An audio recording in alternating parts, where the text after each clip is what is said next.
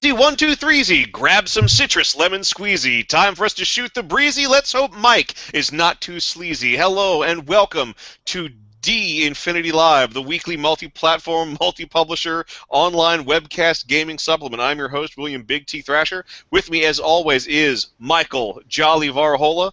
Returning to the show after a brief absence, we have Brendan Cass, and also returning to the show, artist Lucas Puryear. How y'all doing? Good. Good. I'm glad to be back. It's good to have you back. It's good to have you back, Brendan. And tonight, our topic is bringing fantasy cultures to life. All the ways you can breathe more life into the fantastic, unusual, and non-human societies that show up in your tabletop role-playing game. But before we do that, Brendan, what is going on our website, d-infinity.net? Well, all of our fantastic authors will have been on a bit of a sci-fi kick, which I think is a good thing because we were on a big, long fantasy kick. So Yep. This definitely changes things up. We've got from Clint Staples a bunch of content tying in with his martial campaign setting, which is a neat sort of sci-fi campaign setting that he's invented himself, and he actually walks through people how he came up with that in his world-building article.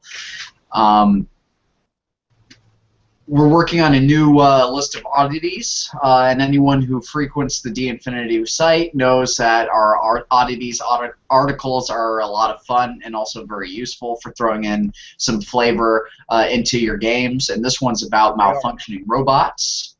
Let's see. That one has been very fun to do.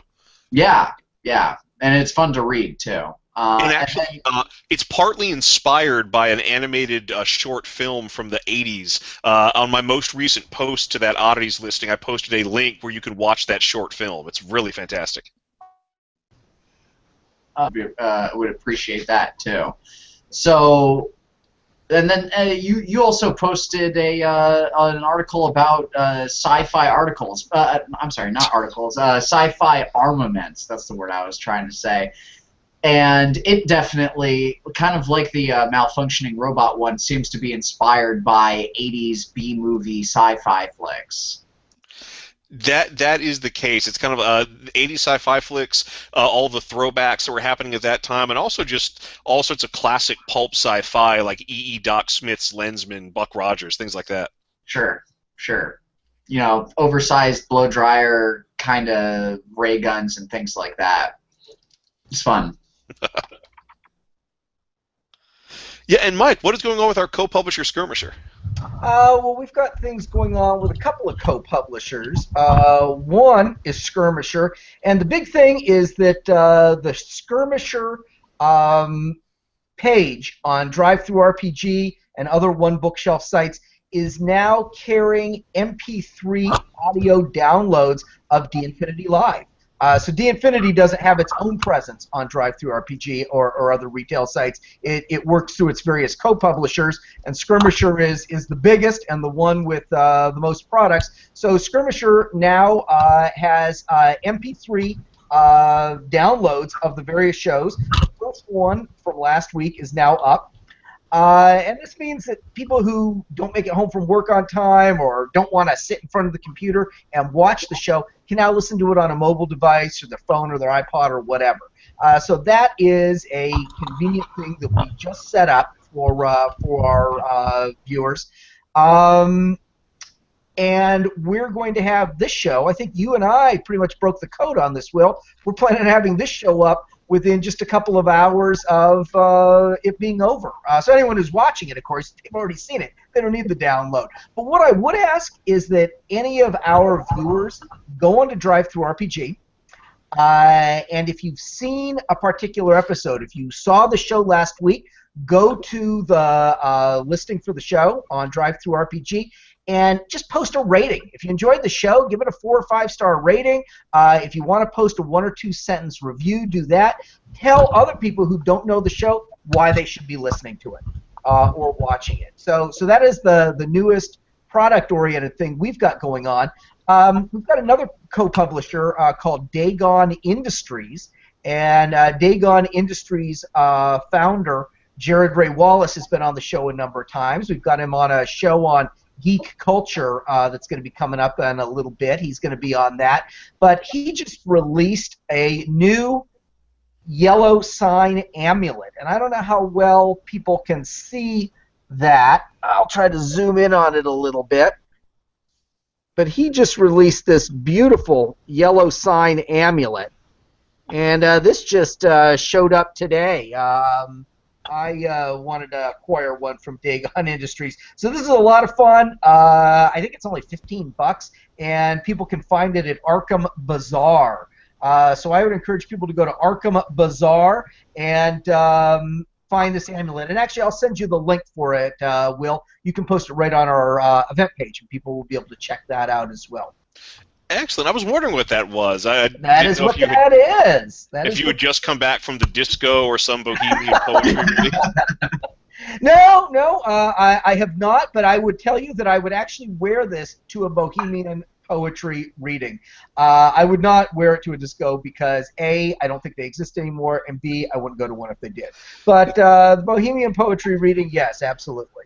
You know what you and I need to do? We need to start our own coffee shop that specializes in mythos-inspired poetry readings and interpretive art. We can call it the Robert W. Chamber. Oh, that's good. Or we could just call it Robert W. Chambers and have 2 rooms.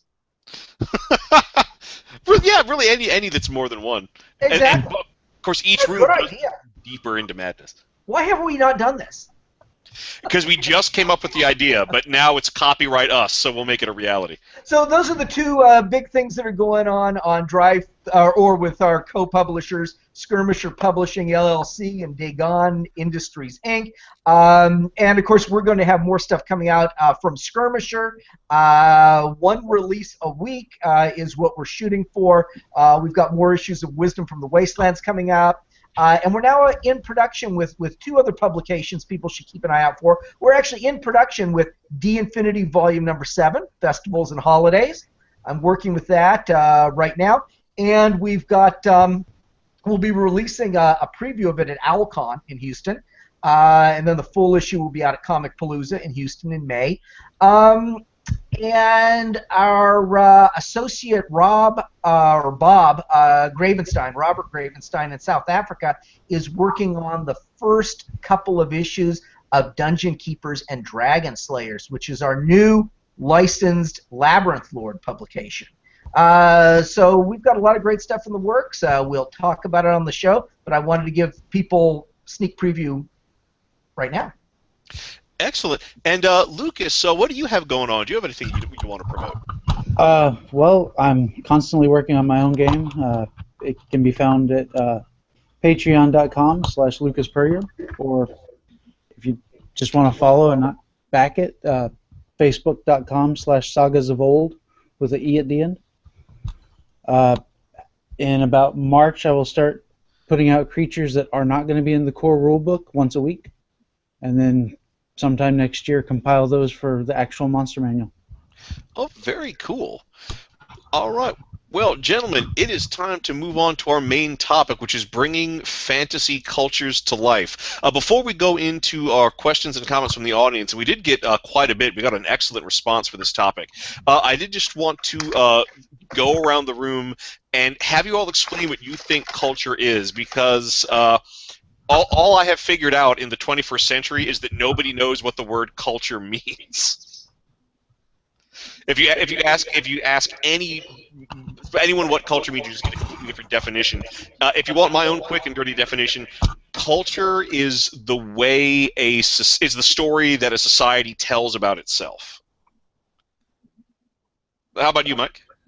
I would say a culture is any group of people who have certain fundamental shared characteristics, such as shared language, shared customs and value systems, shared history. So a culture can be a fairly compact group, but it's probably, I would say that would be even more of a subculture. A culture can actually be a fairly broad, large group. So that's what I would say. They have a certain number of shared characteristics. Geography not necessarily being one of them. How about you, Lucas? How would you define culture? I think Mike did a good job. It sounds about like the definitions that were given in my cultural anthropology class.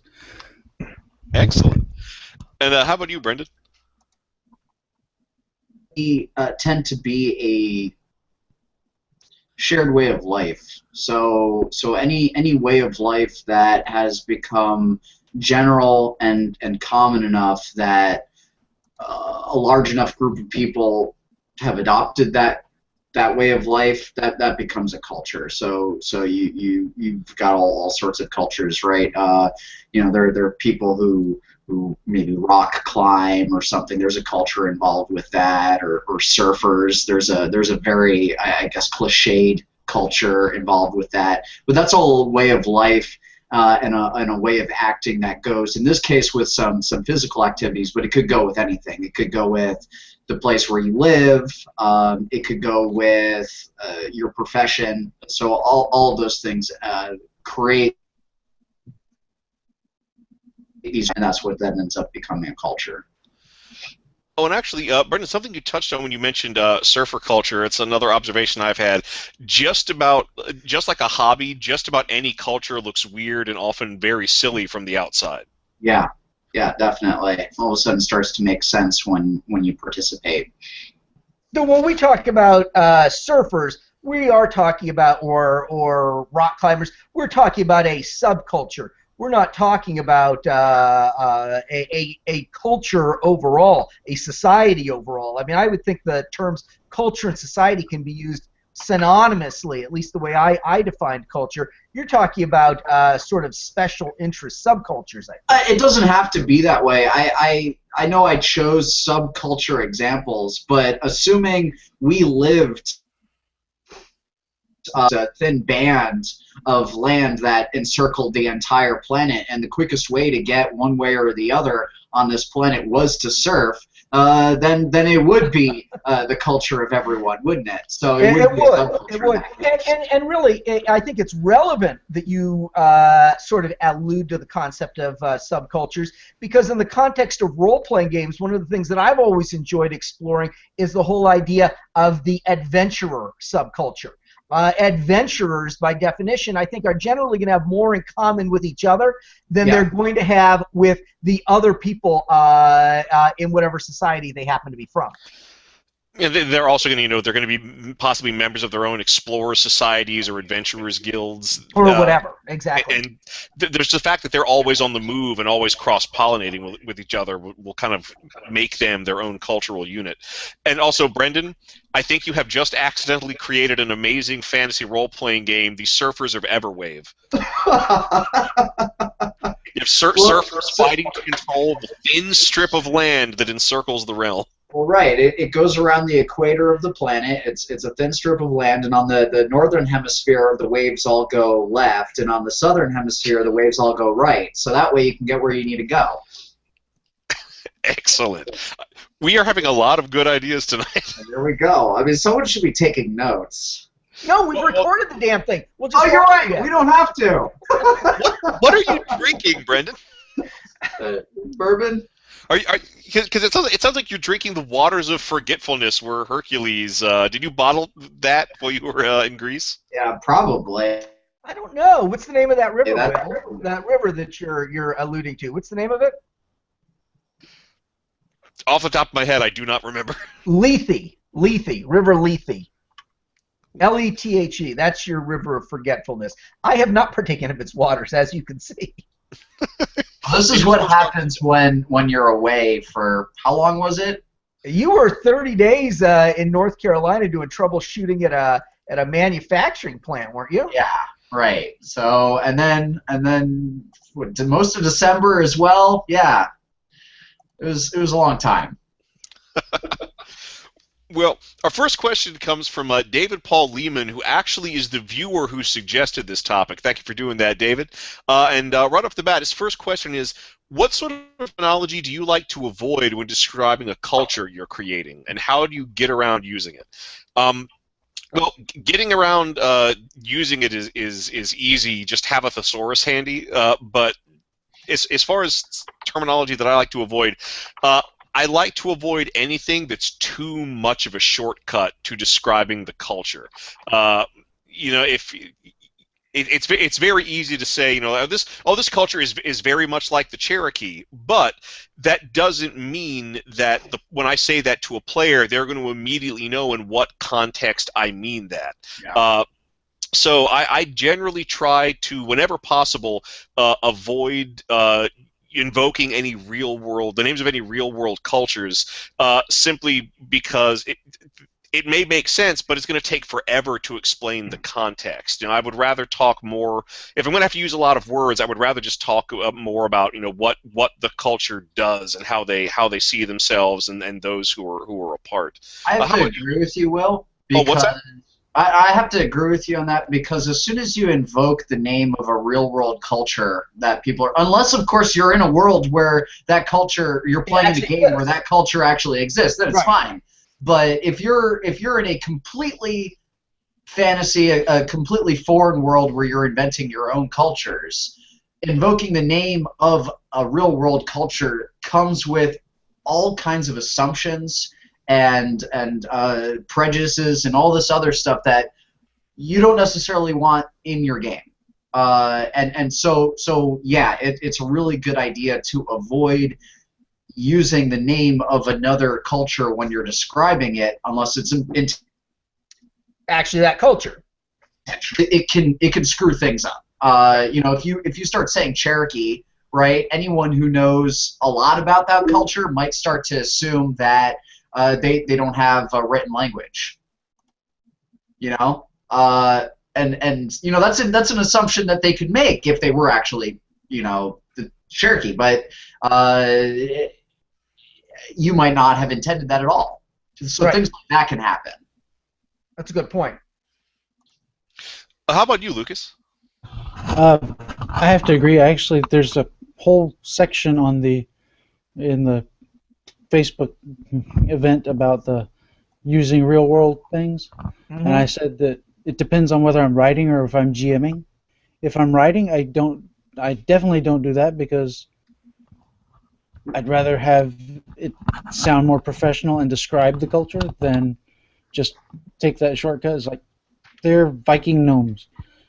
But if I'm GMing and I want someone to quickly understand something, I can say a general culture that like in the game that I'm writing, the main empire, whatever you want to call it, the way I would describe it to my players would be they're Celtic Romans, but I would actually describe more in depth for the game, or for writing the game.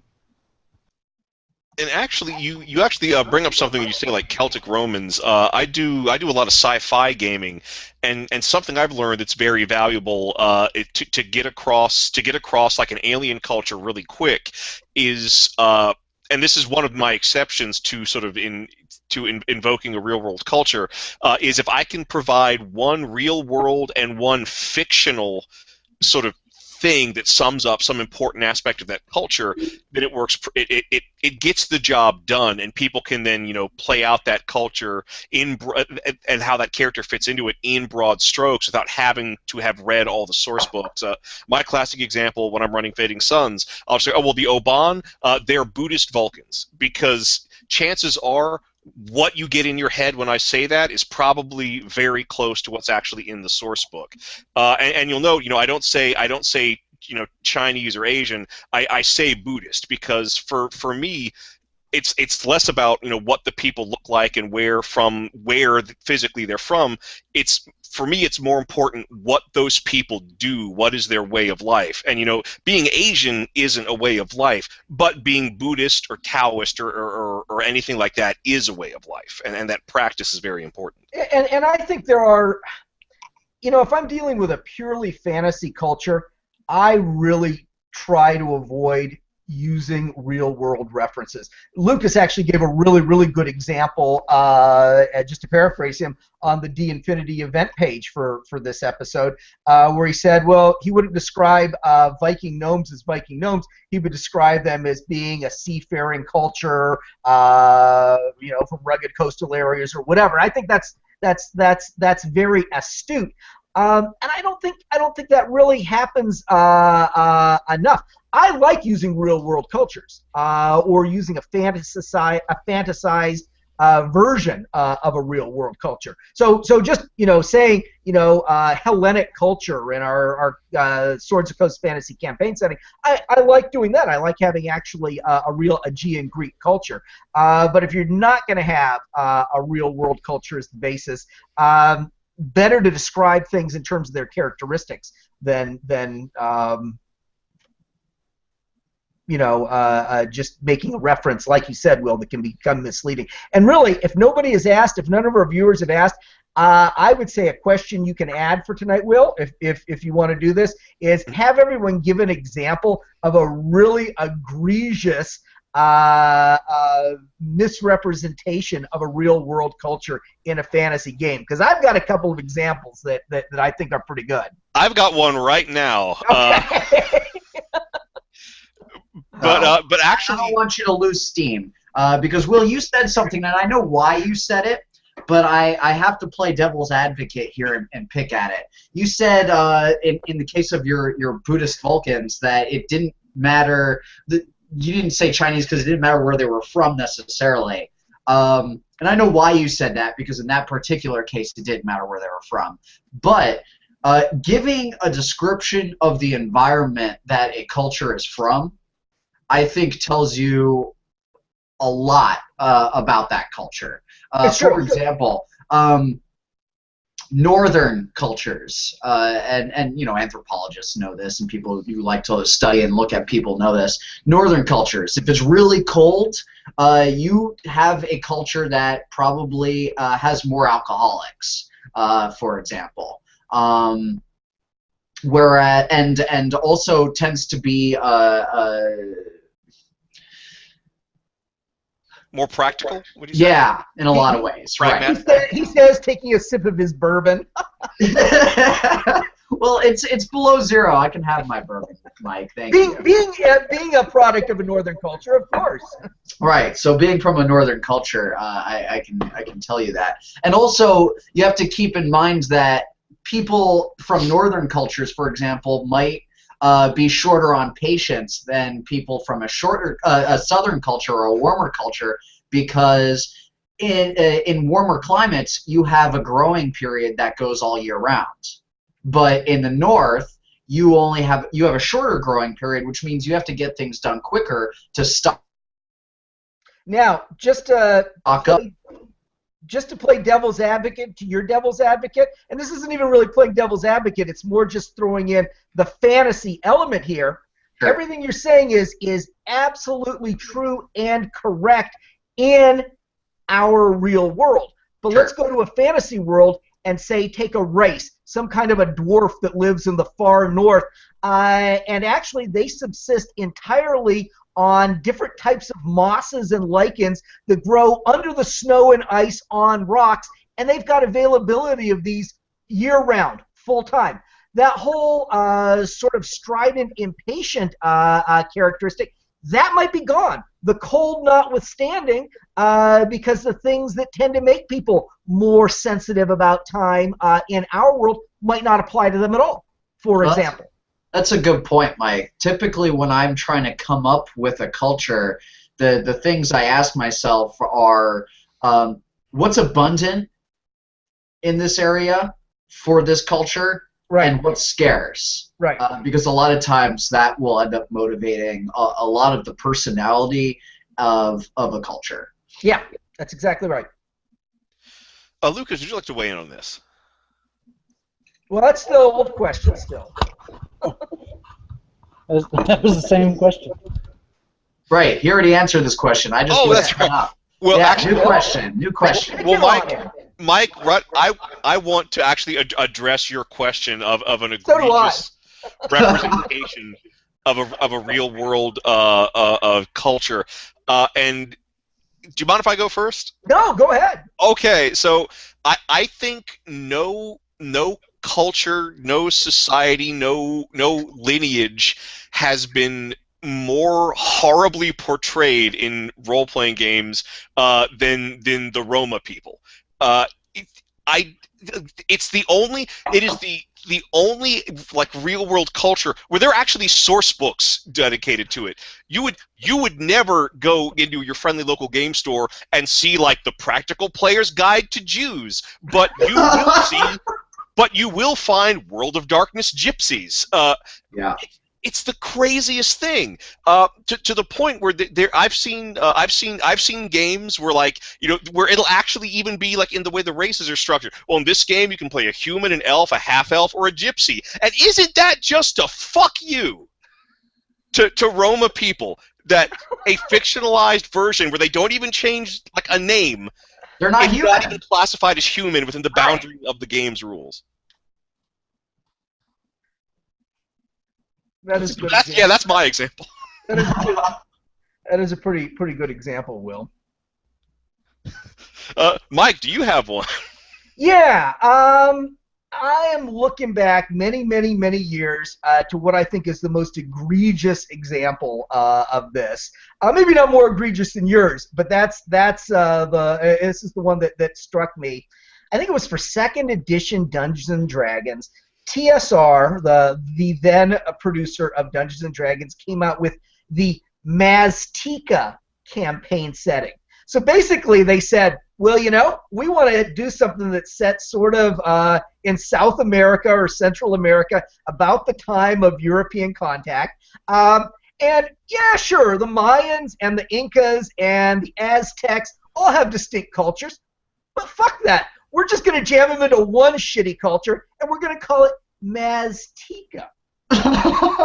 So they just took the Mayans and the Aztecs and the Incas, and they called them So even though these are peoples, distinct peoples, who had different periods of ascendancy in history, who had really very different cultures. The Incas were a militarized empire. The Mayas had these weird little individualistic city-states out in the jungles. The Aztecs had kingdoms that were very war-driven. I mean, no, just one, Maztica.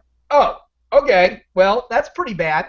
Well, then they said, well, conquistadors had breastplates and beards, and dwarves have breastplates and beards. So we're just going to make dwarves conquistadors in this setting. And Conquistadors? It's just down. There you go. Conquistadors, exactly. And they probably said that. They probably and it's just downhill from there. It's just a shitty, slapped together, soulless, crappy campaign setting. And, I would encourage anyone who wanted to, and I'm not just making a sales pitch here, anyone who's watching the show who would like me to send them for free, a free download of our book, Lands Beyond Coast. Lands Beyond Coast is, I don't know, it's maybe a 50-page source book that actually details all of the major countries around the island of Kos in our Swords of Kos fantasy campaign setting. So we've got the Republic of Rome and Stygia and Lydia and the Tetrarchy of Anatolia. And we have actually looked at the things that make each one of these cultures distinct. But if it was an official D&D 2nd edition product, we would just jam them all together. We'd take the Greeks and the Romans and the Egyptians, and we'd call them the Gro-Egyptians. That's what we would do. That's what we do. We just jam them all together, and then we would pick some other culture that we didn't feel like defining, and we'd make them into dwarves. So that's my example. I don't need to give it any more of a plug than I already have. But the Maztica setting, worst, shittiest, most soulless campaign setting from the point of view of cultural bastardization. Okay, so along those lines, and this is something that I have issues with in Hollywood, but it is also something that you see in the gaming industry. Adventures of the Far East. Oh dear. It's exactly what Mike says. Take Japan, take China, take Korea, but nobody knows anything about Korea anyway. So forget Korea. Take Japan, not distinct take China. cultures. You could just ram them all together because they all look the same anyway. East. It's Oriental Adventures. What's the difference, right? Normal. Well, there's a huge fucking difference. There were no samurai in China. The non-human races get more, get more detailed treatment than the actual human cultures. And you know what, Brendan? This is typical in role-playing gaming. And it makes no sense because there's far more documentation, as you can imagine, on a real race than there is, or culture than there is on a fantasy one. So just get it right. The number of times that you get a scene in Japan in any kind of media, and then you get the cliche ding ding ding ding ding ding ding. No, I'm sorry, that's China. You got it wrong. So and it's racist. And it's racist. So you know, do it right. I mean, around the time that the Chinese had massive dynasties, right? Massive centralized governments. That's when the Japanese had warlords, right? The Chinese had gunpowder. The Japanese did not. They were using bows and arrows. The Chinese, they had Buddhism and Taoism, which are substantially different from the Japanese Shintoism. And then even Japanese Buddhism, Zen Buddhism, takes elements of Shintoism and mashes it up with the Buddhism, which is different than the Chinese Buddhism. And incorporates elements of the militarized, hierarchical Japanese society that you're not getting with the Chinese or Indian forms of Buddhism. Yeah, the highly militarized feudal society that you had in Japan was completely different than the family-driven, dynasty-based culture that you had in China. Yeah, well, same thing. Everyone gets that wrong. I think that, I don't know. It's like sort of like a deliberate ignorance when it comes to stuff like that. Well, you know what? It's deliberate ignorance serving the needs of laziness. Right. I actually have something about that I'm going to discuss on the Geek Culture episode, but I'll save that for when we tackle that issue. All right, Lucas, have you got a most hated example of cultural bastardization in gaming? Anytime someone decided to use the culture for the money instead of respecting it when they're writing it, like you go every year to Greece, you know the area that you're writing about. Oh, I wish I won as much as about the subject matter. Yeah. Right. Someone who said let's just mash all these people from this area into one thing and call it a day. We'll get the money, right? Yep. That's what I hate. It is People recognize this, they'll have to snap it up. Yeah, it is worth going to actually see the places that you're writing about before you write on them. Go figure. But you know that takes time and effort. All right, another pardon? No, I was just agreeing with Brendan. All right, well, we've got another question from David Paul Lehman. When playing in a homebrew campaign, what things have the GMs done that you feel really made the culture come alive for you? Actually, I wish I had come up with this. Back in middle school, I was playing in a campaign, and the GM, we were of course wandering adventurers. We went to this major city-state, which was like kind of a sub-capital of this empire, and he did something that really did make the culture of that city come to life. And there was this notion, it was a very hierarchical, very caste-based society where everyone had a specific job and you had it from birth and you had it until you died, and also everyone was sort of unfailingly polite. And so the GM never spelled this out, but if you listen to the way the GM voiced NPCs, if an NPC was speaking to someone who was perceived to be of higher rank, he would begin everything he said with, "Oh, I beg your indulgence." But if the NPC was speaking to somebody who was perceived to be of lower rank, he would always say at the beginning of any sentence, "I thank you for your attentiveness." And he never spelled it out, but that's just the way they talked. In their language, you always started your sentences with something that was polite and established where you were rank-wise relative. And if we didn't use those signifiers in our own speech when talking to the NPCs, we would get these nasty looks. People would refuse to talk to us. People would lie to us, because that was another thing about their society. If you really dug into the way the society works, they technically believe that if you're from far enough away from the city, you're not actually a real person. You're a ghost that thinks you're a real person. And so we could be treated as non-entities. It was fantastic. Well, see, that's clever, Will, and it hits on a really important element of culture, language. Language is the majority of culture, I think. That's probably the most important element to being accepted into a culture. And maybe they speak the same language, but Americans and Brits and Australians and so on, they even have different accents, and that alone can make you either fit in or stand apart from a culture. How about you, Lucas? I had a GM once that had actually written some of the bard songs that would go with the story, like that would introduce things. I thought that was pretty cool and brought it more forward than just saying, "Oh yeah, the bard over there singing some sort of song that makes sense." Cool. Now, there is there's one thing that Mike does, since I've played in a few of his games, well, a lot of them, that I think cultures really pop. Mike tends to, in his adventures, take an element of a culture in a region and then sort of bastardize that and take it to a really far extreme.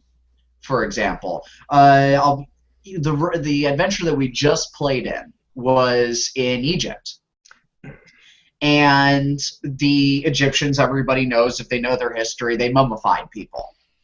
Well, an element of the adventure that he was running was that there was a group of monsters that were actually forcibly mummifying people.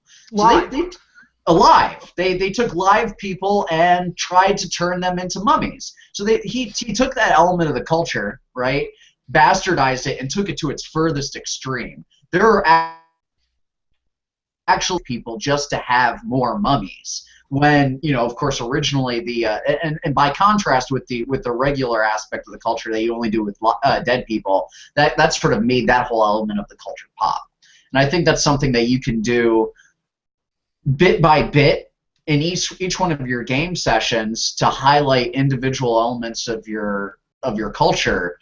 Is take something that they would normally do, take it to an extreme, bastardize it a little bit, and then people will sort of understand, oh, okay, well, this is what the extreme looks like, so I guess normally this culture sort of has a kind of toned down version of that, but it sort of makes sense at its extreme probably more than it does when it's mild.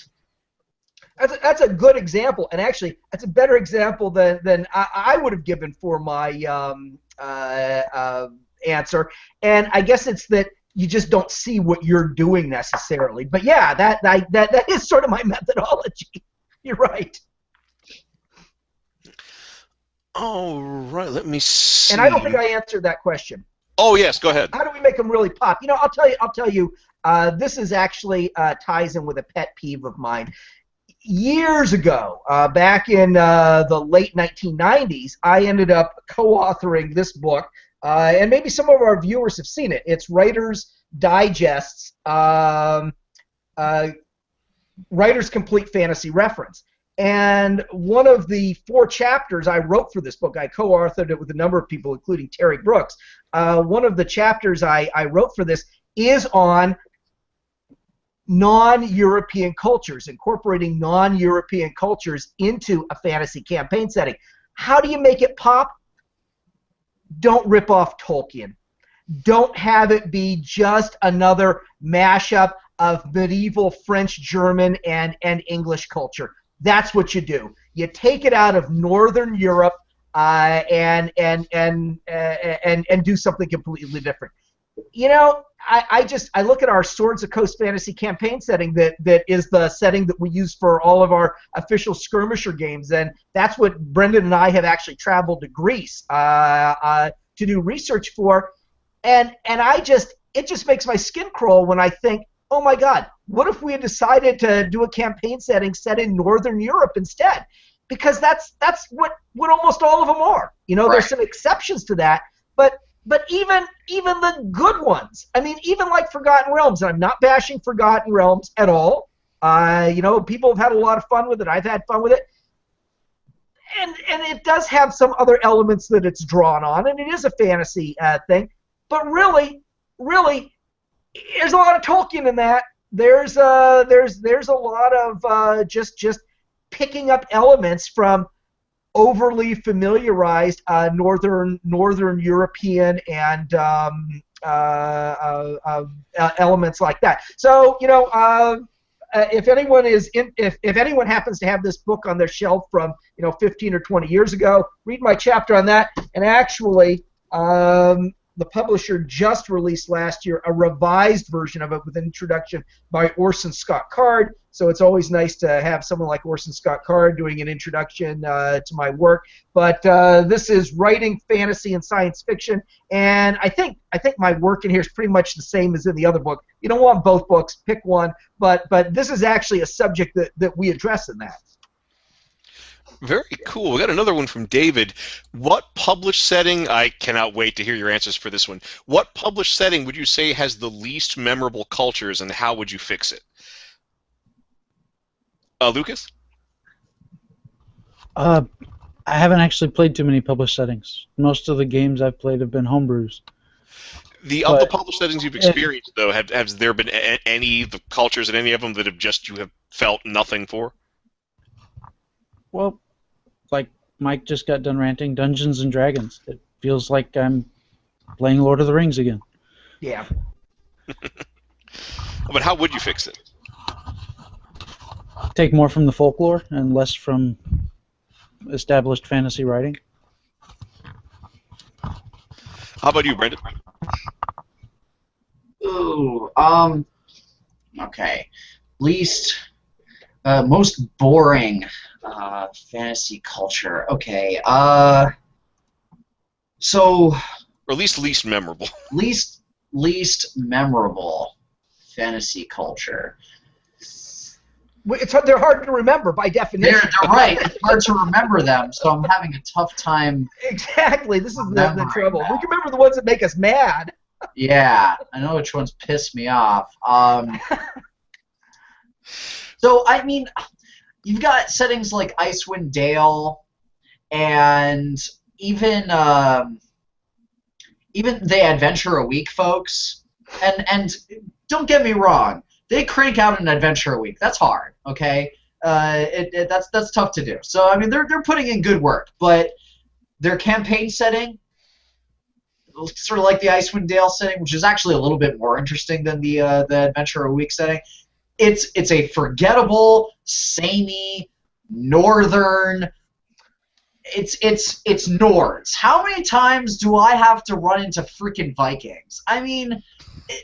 And there's nothing to set them apart. I could not tell you anything that makes those people in that culture, and the only reason why I remember them is because I have a real world reference to base it off of. But it's not the Vikings, right? Which are actually more interesting because this is a fantasy version of the Vikings. If I see another fantasy version of the Vikings, I won't remember them. It's forgettable. I've seen it in a million different places. Okay, Vikings are in the north. It's cold. I got it. It's been done. And it really takes more than you're in the north, so you're tough and you're angry and you're warrior-like. All right. It takes more than that to make your adventure, your culture, memorable. Yeah, I got to say, in my case, and I have nothing but respect for M.A.R. Barker, but I am left completely cold by the cultures of TQML. And what really does it for me is that what makes them boring is that those cultures and those societies function far too well. They don't really seem to have problems. Everything is just because it's a fictitious culture. Every aspect of that culture has been sort of written down, engineered, and fine-tuned to such an extent that there really are no margins for people to be pushed to. There's no cracks in which ne'er-do-wells can hide. There's no big problems that can force someone to go and become a hero or a villain, depending on how they react. I found a lot of that in Anne McCaffrey, to be honest with you. Same sort of thing. Overly engineered, overly manicured fantasy society. Yeah, and that's what I would do to fix the problem. I would have something really horrible happen that society can't deal with, and then see how they deal with it, whether it be a famine, a revolution, a breakdown of their clan and caste structure. I would simply have one big devastating change happen to that world, and then have the cultures of TQML react to it out of desperation. I would give my answer. What is the most unmemorable? Well, I'm not being a smartass when I say I don't really remember, but there's just a lot of them that are just not very well done. And I would just take a page from each of you, from your answers. Lucas's answer, look at the real folklore. Brendan's, the fantasy version, is not really as interesting as the real world version. I mean, this is what I keep coming back to. I see this again and again. Somebody comes out with a source book, and they've basically taken a fascinating, nuanced, real world culture, and they've dumbed it down, taken elements out of it. It's too tough to figure out. It's just too hard for them to figure out. And I guess that's what it boils down to. If you buy games that are made by people who are kind of dumb and lazy, you're going to be playing a game that feels like it's been made by people who are dumb and lazy. Buy the games from the people who are really putting the legwork in, to whom it is a passion. There's a lot of $1 million games out there that aren't worth $1 million, and there's a lot of games that cost a lot less than $1 million where people really, really, really, really care. So I would say, from the point of view of a game designer, I spare no effort. And this is true. I mean, nobody can reproach me on this. I mean, my adventure this year is I'm going to the Northumberland coast in northeastern England and spending 10 days hiking up the coast in the area where the Vikings landed in the 10th century. So I'm going to Lindisfarne Abbey. And am I going to write about the Vikings that we're panning? Am I going to put them into games? Absolutely. But we're going to get a real sense of what those Vikings were like, because I will have gone there and walked the ground and really tried to understand what they felt and what motivated them and what they saw and what happened to them and what they did when they landed there. So the standard is not that you have to go to the other side of the world, but the standard is that you have to do the very best with what you've got at your disposal. And I don't see that. I would say that is the rare exception to the rule in role-playing game development. There's one aspect of designing a culture that I really wanted to bring up, and that is taboos. The thing that within a culture are not supposed to be done. And I think something that's often overlooked, both in fantasy writing and in tabletop role-playing games, are giving cultures interesting taboos. Because the thing about a taboo is that it doesn't necessarily make sense, and it is not necessarily practical, and maybe nobody knows why you're not supposed to do it, but it's just something that you don't do. And I find that they tend not to come up. And it can breathe a lot of life into your setting. There's a fantasy setting called Fall that I will run sometimes. And one aspect of it is one of the main empires, one of their taboos is that magic users aren't allowed to handle money. It's just, that's it. You can still hire a mage to do something, but if that mage takes the money from your hand, that starts a scandal, and people start looking at that mage in a suspicious way. Now, apprentices, because they're not full mages, they can handle all the money they want. So it is incredibly rare to see a mage without an apprentice, because the apprentice's job, first and foremost, is to keep track of his master's money. And so as a result, mages are highly numerate, because that's really the first skill before they learn any magic. That's what they learn, is how to count money and how to buy and pay for things and haggle. I don't know, what are your all thoughts on taboos? if I can add the idea of superstitions and irrational beliefs into this, I can address it better. And I'm not saying taboos are necessarily irrational, but one thing that I've had a lot of fun with in the fantasy writing I've done over the past few years for the Swords of Coast fantasy campaign setting, one of the things I've explored in Necropolis and in our anthology Hecaton, which Brendan contributed to, is the idea of superstitions. But what I've done with them is I've taken the way role-playing games function, and I've had those meta functions evolve into superstitions among the people in the campaign setting. So, for example, in the campaign setting that I write about, in the Swords of Coast fantasy campaign setting, adventurers tend to believe that an adventuring party should consist of 4 people. And this goes back to the whole idea that, well, a D&D adventuring party is 4 people. But this is something then that I've taken this meta structure of the idea that adventures are designed for 4 people, and I've turned it into a belief amongst adventurers that if they've got 4 people in their party, they're going to be more likely to do better. And each one of those 4 people should have a specific skill set. One should be a sneaky rogue type that's good at finding traps. One should be a bruiser of a fighter. One should have wizardly magic. And then another should be a priest. And if you were to have a party that had 4 priests or 5 priests, it would be an inauspicious number. It would be an inauspicious grouping of characters. So I've taken that gameism, and that's just an example. I've taken other gameisms and turned them into belief sets for the people in the campaign setting. So that's something I've had a lot of fun with. And when we're talking about a fantasy campaign setting, I think taking merging the metadata and the mores and belief systems of the society, I think that's legitimate and a lot of fun. So, Mike, I definitely see it in your writing of that meta information that sort of gets incorporated into adventurer culture. In China, if it were a Chinese culture, you would never have a party of 4. The number of death. That's right. 4, right. The way it sounds, it's a homonym for the word for death. So you wouldn't do that. Interesting, so, right? Good example. And then it segues actually kind of perfectly with Will's taboos, right? It goes back to something that I was mentioning before, is that language really ends up being the majority of your culture. I mean, when you're running your game, you're going to be speaking in whatever language everybody understands, but it should be understood at some level that people have different accents, people come from different language backgrounds. So if you really want to make a culture pop, try to think about a nuance that belongs to whatever race's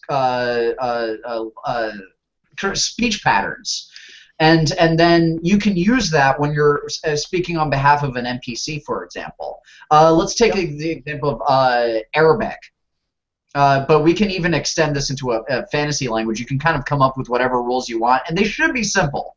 They should be simple rules, because otherwise you'll forget them. But if you take the Arabic language, there's no, and of course someone who speaks Arabic would probably disagree a bit with me, but from an outsider's perspective, there's no real order to the way the words come in. You kind of just say the words in whatever order you want them to be, and then people have to crunch through the words and then figure out what order or what meaning it's supposed to have, what's supposed to relate to what. Sure. Now, if you're speaking in English, right, and your fantasy culture does that, maybe your gnomes speak that way, then all of a sudden they might start jumbling up their words, and then players kind of have to figure it out. And that's something, right? That's something that definitely shows in cultures, right? Definitely makes a culture seem different. And then when, certain idiosyncrasies of the language mean that you don't behave the same way, that ends up turning into your irrational your irrational taboos or superstitions, things that you don't do. That's a good point. So all this stuff tends to feed into itself. You ask yourself one question, right? And then, I mean, this is even a business thing. You ask yourself, so what? Like 5 times. You make an assumption. You start with that initial assumption. Ask yourself, so what? Right? Then you come to a new assumption. Then you say, so what again? And by the time you come out to like 5 things, you've fleshed out your culture to seem real, believable. And it's a simple formula. Yep.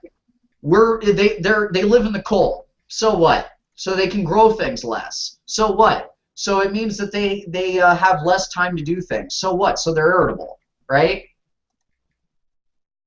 If you just do that, then you can do a spreadsheet, an Excel spreadsheet with all of your cultures, and do that 5 times for each of them. And you've got fleshed out cultures done. You just have to reference your spreadsheet, and you know exactly what makes each culture different from each other. Yeah, Oh, that's Lucas, real well put.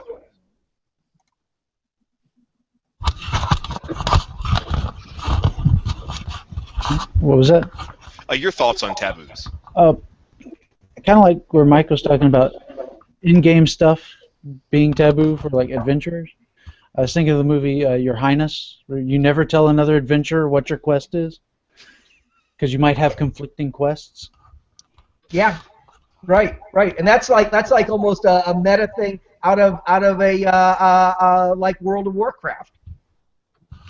And actually, Right. Mike, when you had brought up superstitions, that is one of the things that it is so hard to establish in a fantasy role-playing game, because it's hard to have a legend about some old ghost that lives in an abandoned tower, because there's always a real ghost. Right. Exactly. Right. And adventurers, by definition, aren't scared of anything. So. Yeah, and if they go into that tower expecting to find a ghost and there is no ghost, there will be players who will dismantle that tower brick by brick to find the ghost, because they're just assuming that you're being a dick GM and you're somehow concealing the location of the ghost from them. Right. Where are you hiding my XP? Exactly. Yeah. And, well, gentlemen, we have been on for almost an hour, but before we go into our final thoughts, there is one thing that has been heavily weighing on my mind. I'd like to go around the room. I'd like you all to tell us about a fictional culture. It doesn't have to be gaming related. It can be in literature, a comic book, a TV show, what have you, but some fictional culture that you think is just wonderfully done, wonderfully portrayed, wonderfully fleshed out, and wonderfully useful in the context of inspiration for gaming. Mike, would you like to go first? No. Because I'm collecting my thoughts here. Is anybody else ready?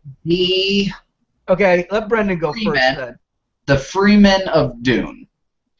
The Freemen of Dune are really well done. Because they Good did answer. exactly what I was talking about. They looked at the environment that these people lived in, and then they asked, why does this matter, a bunch of times, right? And define their culture. And they went in all different directions. They went with they did that. They had the personality of this culture figured out. They had the dress of this culture figured out, the food of this culture figured out. Everything was very well figured out, down to like their religious practices. If you want a fantasy culture that was very well thought out, and it's a lot of people are probably familiar with the Freemen. That's a good one. Yep. Good answer. And I'm ready to answer unless somebody else is. I think in the context of fantasy, swords and sorcery, a role-playing game, possibly one of the perfect examples of a subterranean dungeon culture is what Robert E. Howard portrayed in the Conan novella Red Nails. Mm. Red Nails is possibly one of the best swords and sorcery stories ever written. And really, I would all matters of taste aside, I would challenge anyone to really refute that statement with substantively. It is, as a swords and sorcery tale goes, a perfect story in a lot of ways. And Robert E. Howard does a great job of portraying this weird society of people who have been locked in a citadel in the subterranean areas beneath it for like 100 years. So they're this pale, degenerate race of essentially dungeon dwellers. Before you had Drow, you had the two feuding peoples that he describes in Red Nails. So I think I would suggest that anyone who really wants to see how it's absolutely done right, it was done right, 80, 90 years ago when Robert E. Howard wrote Red Nails, and I would encourage anyone who's involved in dungeon design or thinks this subject is interesting to check out that story. How about you, Lucas? I really like the way James Gurney did the human dinosaur combined culture for his Dinotopia series. Oh, nice. Yeah. Everybody had a different job. Like you had the egalitarian people that would raise and hatch the young dinosaurs until they were ready to become part of the society as well. And like everybody had their co-dinosaur that was like matched personality, so that basically you had a unified society. Yeah, that's one of the few sort of designed and unified societies that still has room for interesting conflicts. And even though it is a utopia, not everyone's happy there. The character of Lee Crabbe in those books, he's not happy there, and he has very good reasons why he's not happy there. Also, great technical drawings if you want to see how like the technology on that world works. I guess my own example, and this comes from an Australian fantasy author, Sarah Douglas, who passed away a year or two ago. And it was it's been a while since I've read this book. I believe it was the Corollians, but they were an imperial society, a decadent society. They loved power, money, and wealth, all that stuff. But this society was so full of themselves and so arrogant that they didn't worship gods. Worshipping gods was what they felt slaves and met people of lesser societies did. They enslaved gods. If you were a Corollian and you wanted like more money in your life, you didn't pray to the god of money. You went to a Corollian priest, and they would make you a god of money. They would make an idol and imprison within it the spark of the divine that exists in a living soul. And now it's yours, and you own it, and now that god of wealth works for you. And the more of these personalized gods you had, the more prestige, the more power you had, the more things went your way.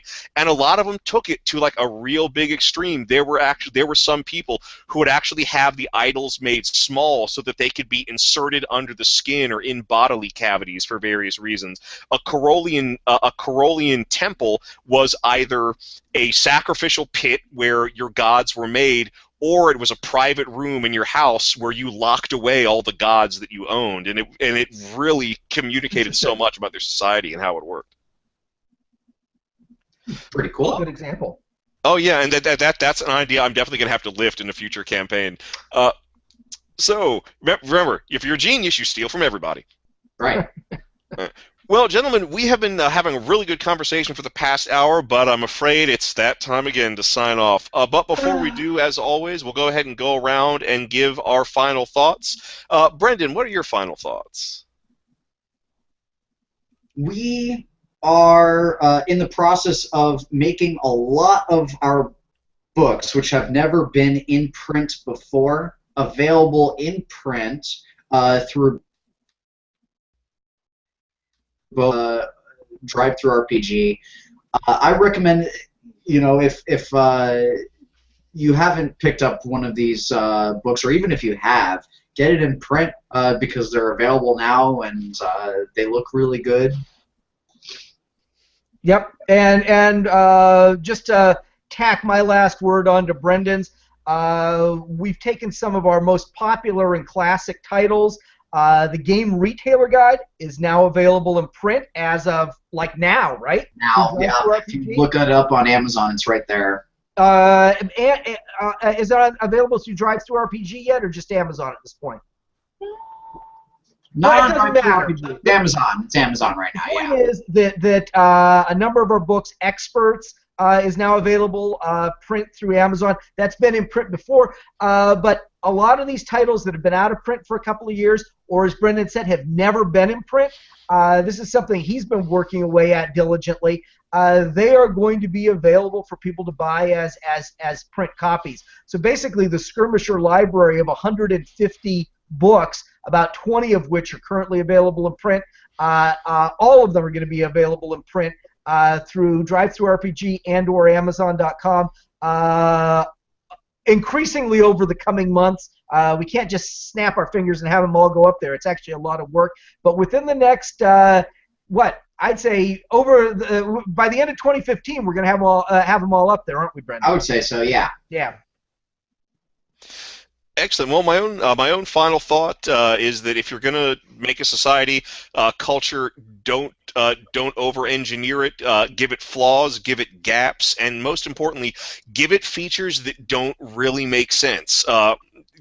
Whether that's a taboo, an archaic law, a strange tradition, have things that make no sense and are impractical, because that's where your society's personality is really going to come from.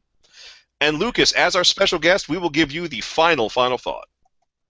My final thought on creating cultures is anything. Final thought on anything. Well, make sure it's something that you respect and know. Don't just tack on things that you don't understand. As far as me personally, I hope everybody checks out my game page and my Patreon, and also check out Will's Patreon, because all of us need it. Oh yeah, thank you. Yeah, go ahead and Patreon, look for Willie T. All right. Well, I hope you enjoyed the show. So for myself, William Big T Thrasher, for Brendan Cass, for special guest Lucas Puryear, and for Michael Jolly Varhola, this has been D Infinity Live. We will see you all next week.